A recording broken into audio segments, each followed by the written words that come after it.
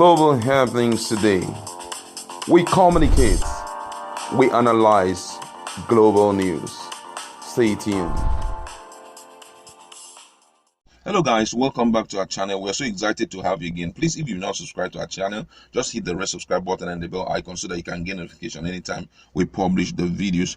All right, let's look at we're looking at the southeastern state and what is currently happening there in terms of insecurity. Fulani herdsmen have been invading the southeastern communities, farm settlement, and they have been causing a lot of mayhem. And unfortunately, it seems that the governors are not really reacting as expected. I could still remember some days ago there was this video of an old man that was killed on the road with his bicycle. Nobody really know what happened to him, but most people believe that it's traceable to the Fulani herders.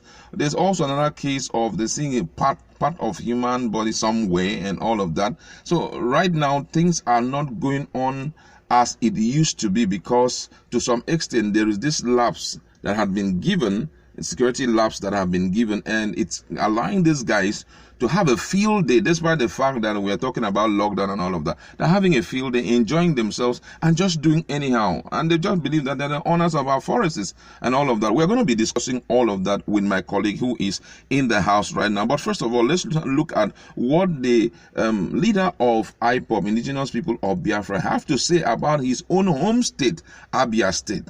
And according to the news, the leader of the Indigenous People of Biafra, IPOB, Nnamdi Kanu, on Monday alleged that Abia State has changed from God's own state to Miyetti Allah's own cattle market.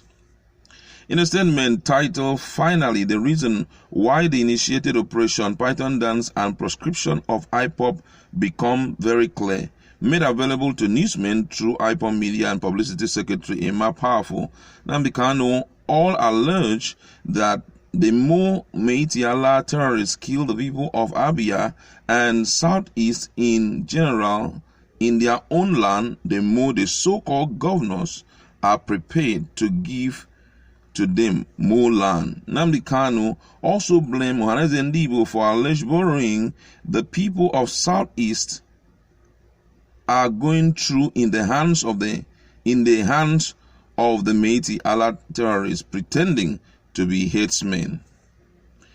Abia State, according to him, and I quote, he said, Abia State from God's own state to Miyetti Allah's own cattle market.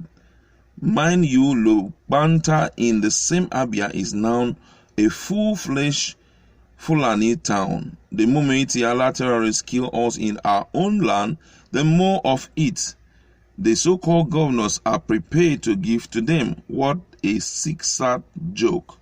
When the history of Fulani terrorists' conquest of Igbo land is written in the next 100 years, it will be recalled that a certain group of men called Mazi Nnamdi Kanu and a band of traitors working for the caliphate, sadly referred to as Igbo governors, plotted the Islamic takeover of the land of their ancestors. Apparently, all the Fulani terrorists did was to promise each Southeast state governor the same unrealizable slot of vice president of the Nigerian Republic. For this token promise, each governor is now falling over themselves to please the caliphate by ceding our ancestral lands to the Fulani caliphate. These are the works of iniquity. Some misguided people want us to regard them as elders worthy of respect. All right, that's just the news, and it's quite pathetic when this kind of things come up. I don't really know where he gets his information, but the truth about this whole thing, I'm being very objective, is that in future you will realize everything he had said is actually true.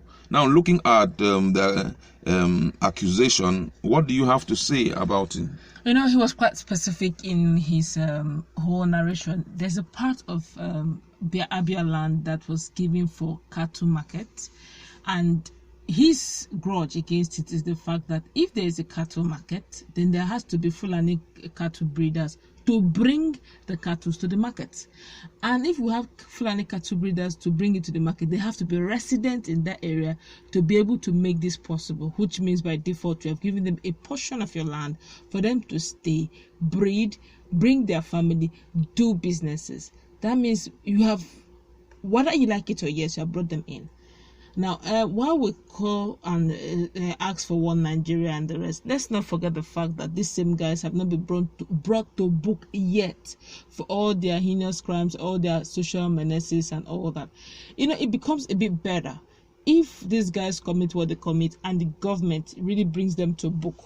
All those Fulani herdsmen that do all these social menaces, rape and all that, and do all manner. If they, put them, they arrest them, do the necessary law, the laws are applied against every crime committed, Nigerians will be very comfortable having them around them.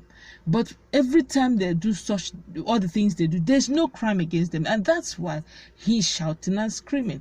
There's no Easterner, Southeasterner, even Southwesterner that will not deny the fact that Fulani herdsmen, they are menaces wherever they go. We can't deny it. Where some persons may say those ones are foreign Fulanis, we can't differentiate both the foreign and the local ones. So since we can't differentiate them, then they should be kept at bay. So I feel that yes, if the government or the governors do not do their bit now, I'm afraid, like he rightly said, I've noticed fairly recently some of the activities the governors are doing right now. Truly, they're really working over themselves to please not the people now, but actually the people at the helms of affair, and they're doing it. So they're actually positioning themselves for 2023. I wonder how it will play out, though. All right, and looking at what has been happening fairly recently in the southeast, I think that why these guys are comfortable, pitching their tents in the southeast is because, to some extent, I think there's a compromise.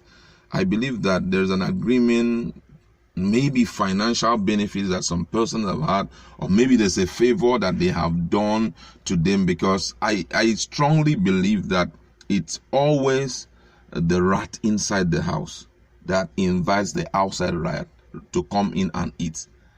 Fulani herders can never, no matter how strong they are, to have that balls of coming in, to invade a particular community when there is no traitor.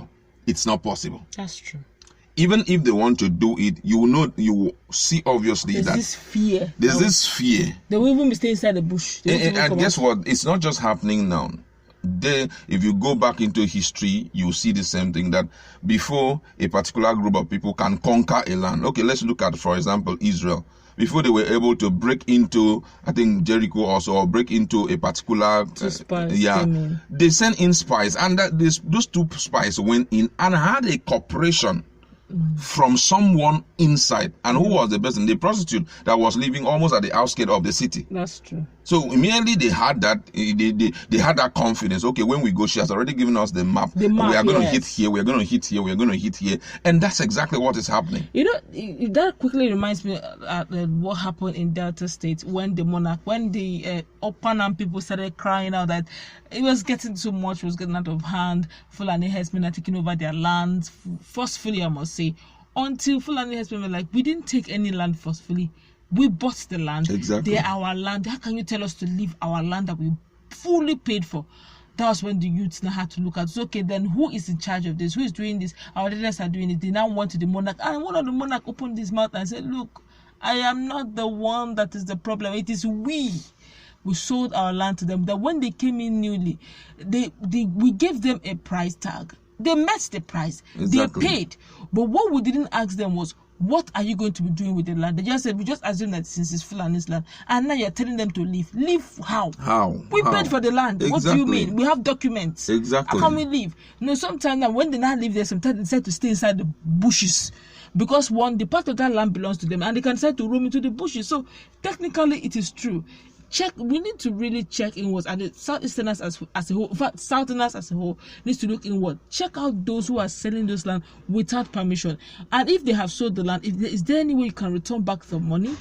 There's always a price tag. And unfortunately, you talk about returning the money, but I think that's not possible because they have a grand plan.